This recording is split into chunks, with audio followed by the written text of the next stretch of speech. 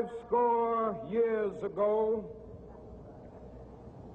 a great American in whose symbolic shadow we stand today signed the Emancipation Proclamation. This momentous decree came as a great beacon light of hope to millions of Negro slaves who had been seared in the flames of withering injustice. It came as a joyous daybreak to end the long night of their captivity. But 100 years later, the Negro still is not free. 100 years later,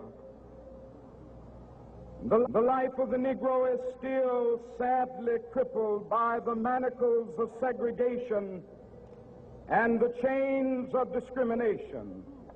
100 years later, the Negro lives on a lonely island of poverty in the midst of a vast ocean of material prosperity.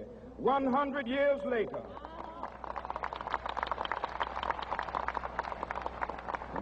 the Negro is still languished in the corners of American society and finds himself in exile in his own land. And so we've come here today to dramatize a shameful condition. In a sense, we've come to our nation's capital to cash a check. When the architects of our republic wrote the magnificent words of the Constitution and the Declaration of Independence, they were signing a promissory note to which every American was to fall heir. This note was a promise that all men, yes, black men as well as white men, would be guaranteed the unalienable rights of life, liberty, and the pursuit of happiness. It is obvious today that America has defaulted on this promissory note insofar as her citizens of color are concerned. Instead of honoring this sacred obligation, America has given the Negro people a bad check, a check which has come back marked insufficient funds.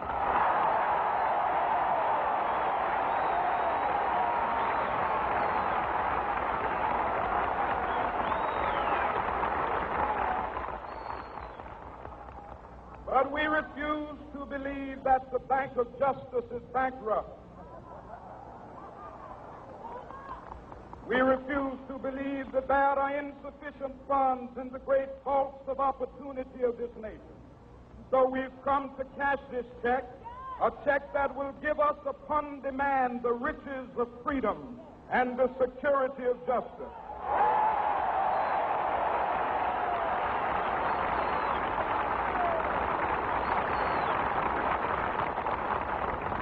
We have also come to this hallowed spot to remind America of the fierce urgency of now. This is no time to engage in the luxury of cooling off or to take the tranquilizing drug of gradualism.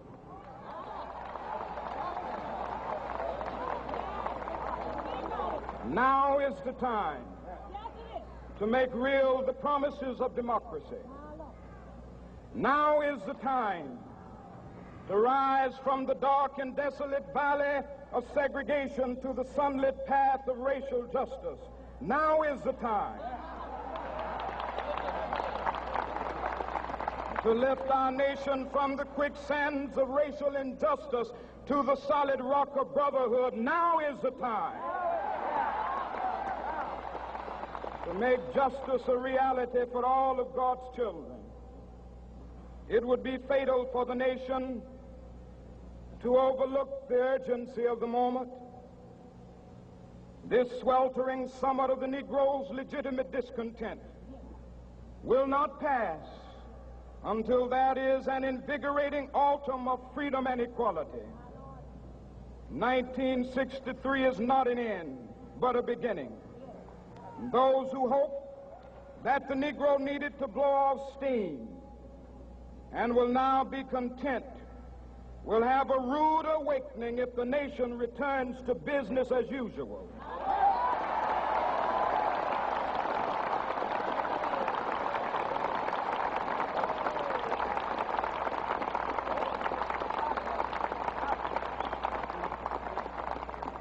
There will be neither rest nor tranquility in America until the Negro is granted his citizenship rights. The whirlwinds of revolt will continue to shake the foundations of our nation until the bright day of justice emerges.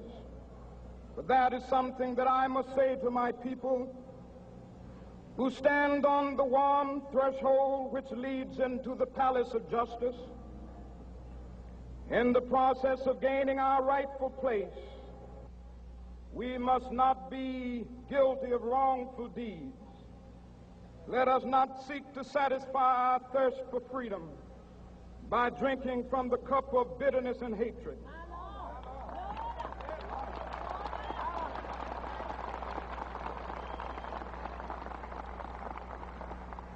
We must forever conduct our struggle on the high plane of dignity and discipline. We must not allow our creative protests to degenerate into physical violence. Again and again, we must rise to the majestic heights of meeting physical force with soul force. The marvelous new militancy which has engulfed the Negro community must not lead us to a distrust of all white people. For many of our white brothers, as evidenced by their presence here today, have come to realize that their destiny is tied up with our destiny.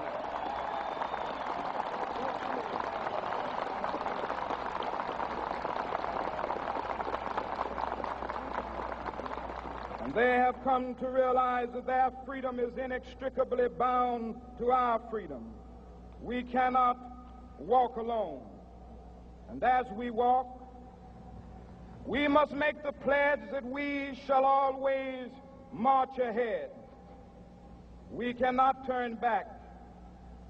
There are those who are asking the devotees of civil rights, when will you be satisfied? We can never be satisfied as long as the Negro is the victim of the unspeakable horrors of police brutality. We can never be satisfied as long as our bodies, heavy with the fatigue of travel, cannot gain lodging in the motels of the highways and the hotels of the cities.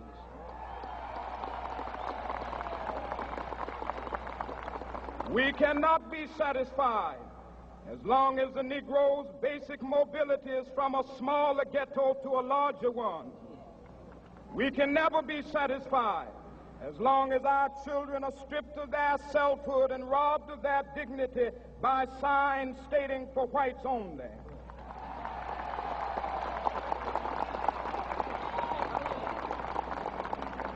We cannot be satisfied as long as a Negro in Mississippi cannot vote and a Negro in New York believes he has nothing for which to vote.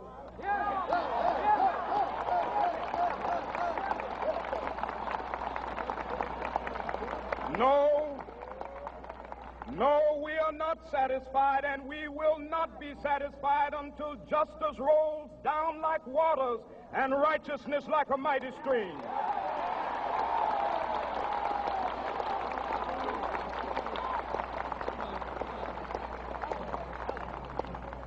I am not unmindful that some of you have come here out of great trials and tribulations. Some of you have come fresh from narrow jail cells. Some of you have come from areas where your quest for freedom left you battered by the storms of persecution and staggered by the winds of police brutality. You have been the veterans of creative suffering. Continue to work with the faith that unearned suffering is redemptive. Go back to Mississippi. Go back to Alabama. Go back to South Carolina. Go back to Georgia. Go back to Louisiana. Go back to the slums and ghettos of our northern cities. Knowing that somehow this situation can and will be changed. Let us not wallow in the valley of despair. I say to you today, my friend,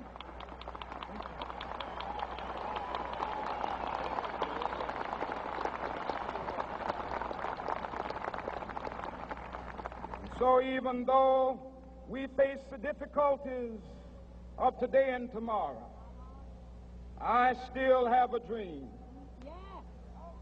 It is a dream deeply rooted in the American dream. I have a dream that one day this nation will rise up and live out the true meaning of its creed. We hold these truths to be self-evident, that all men are created equal.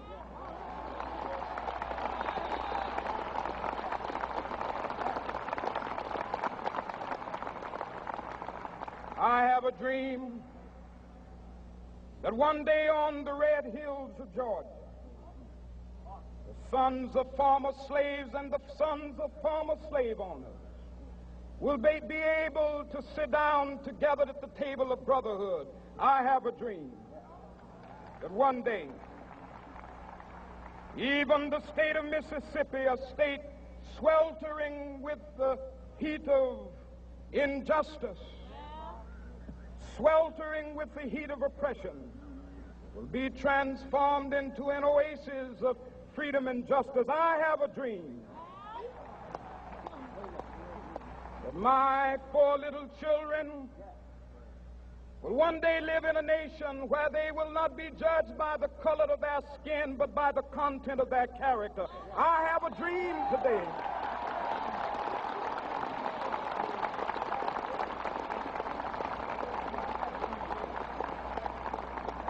I have a dream that one day down in Alabama, with its vicious racists, with its governor having his lips dripping with the words of interposition and nullification, one day right there in Alabama, little black boys and black girls will be able to join hands with little white boys and white girls as sisters and brothers. I have a dream today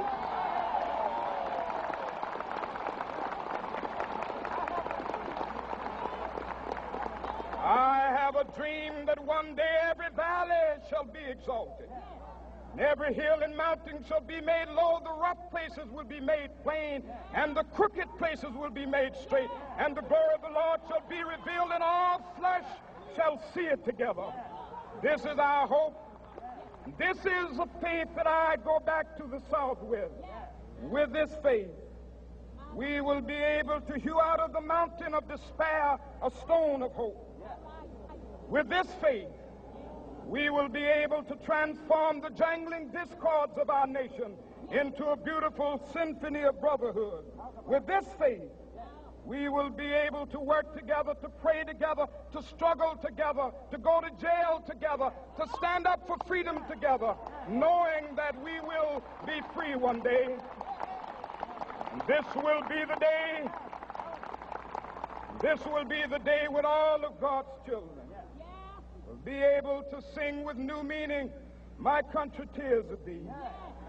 Sweet land of liberty, of thee I sing. Land where my fathers died, land of the pilgrim's pride. From every mountainside, let freedom ring. And if America is to be a great nation, this must become true. And so let freedom ring. From the prodigious hilltops of New Hampshire, let freedom ring. From the mighty mountains of New York, let freedom ring. From the heightening Alleghenies of Pennsylvania, let freedom ring. From the snow-capped Rockies of Colorado, let freedom ring. From the curvaceous slopes of California. But not only that, let freedom ring from Stone Mountain of Georgia. Let freedom ring from Lookout Mountain of Tennessee. Let freedom ring from every hill and molehill of Mississippi, from every mountainside. Let freedom ring, and when this happens, and when we allow freedom ring, when we let it ring from every village and every hamlet, from every state and every city, we will be able to speed up that day when all of God's children, black men and white men, Jews and Gentiles, Protestants and Catholics, will be able to join hands and sing in the words of the old Negro spiritual, free at last, free at last. Thank God Almighty, we are free at last.